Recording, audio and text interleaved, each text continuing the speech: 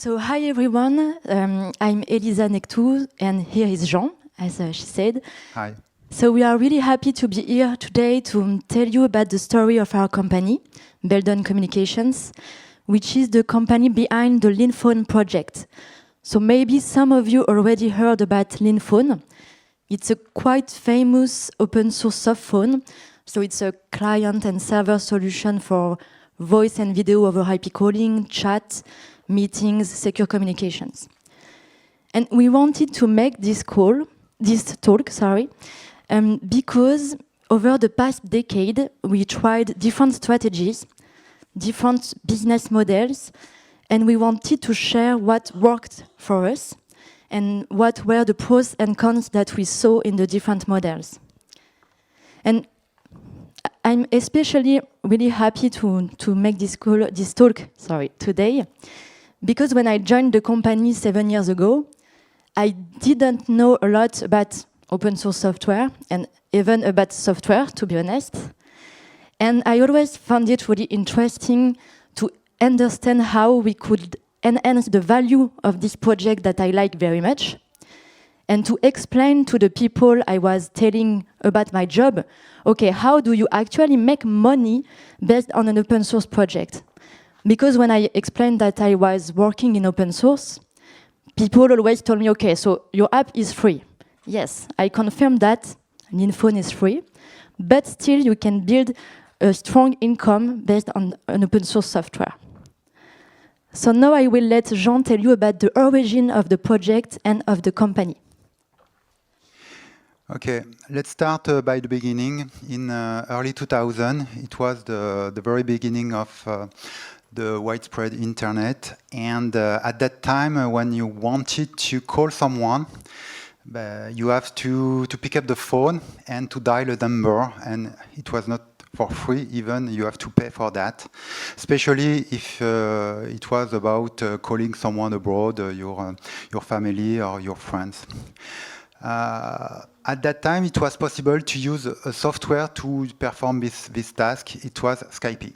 But the main concern of Skype, especially when you like to use a Linux computer, is that it was only on Windows.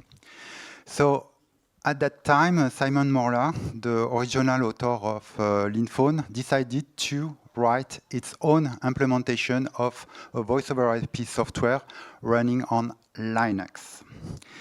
And it is how the project started in 2001.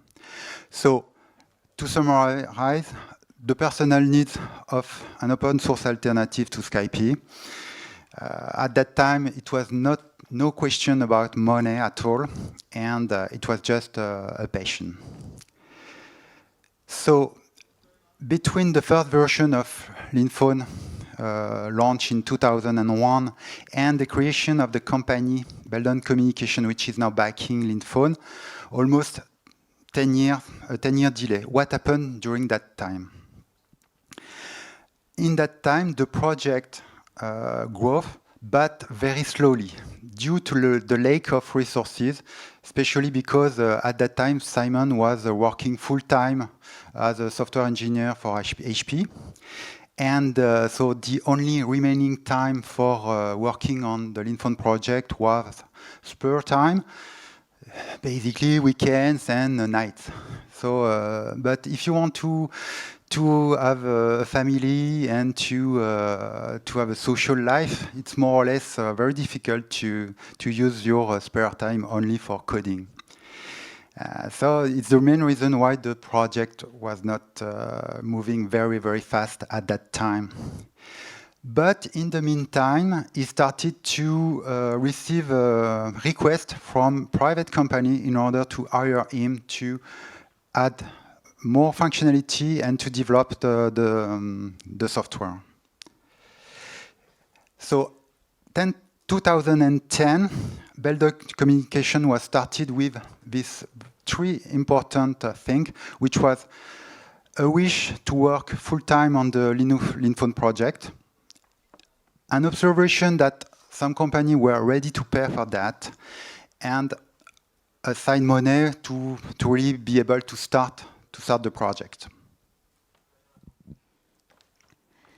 So now in 2010, okay, Jean and Simon decided to build the company.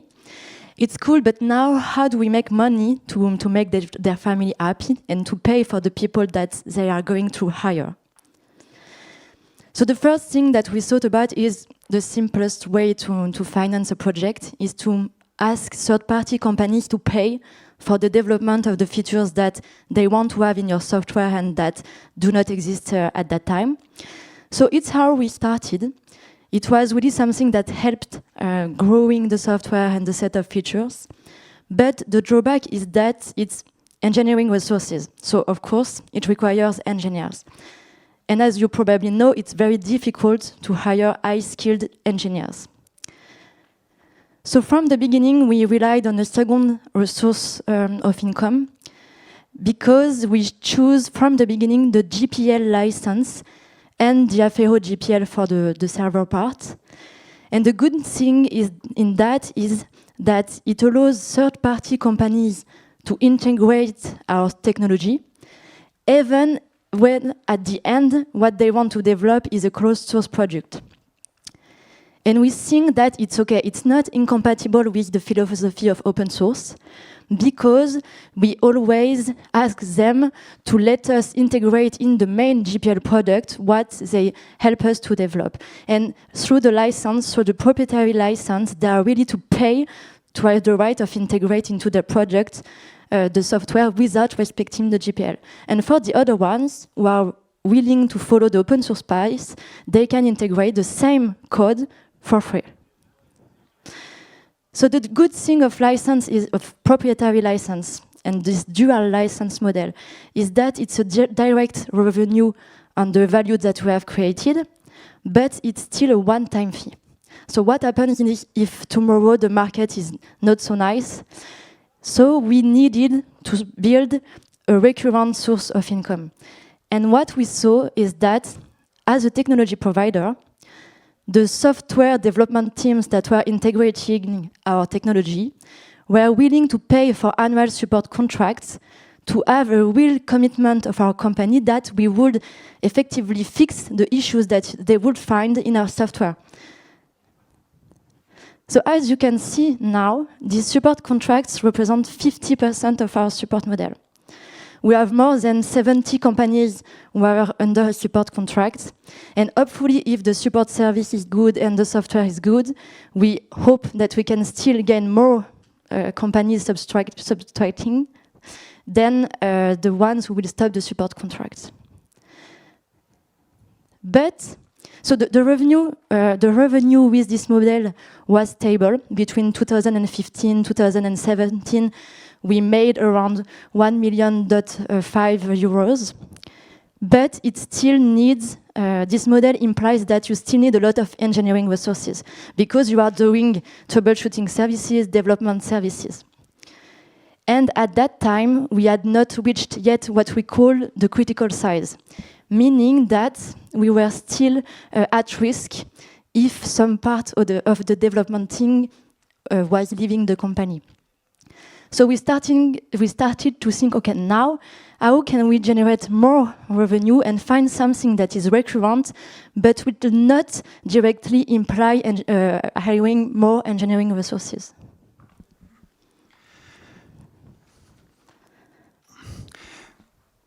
So it was really the second step of the development of the company, how to reach and how to exceed this critical size limit.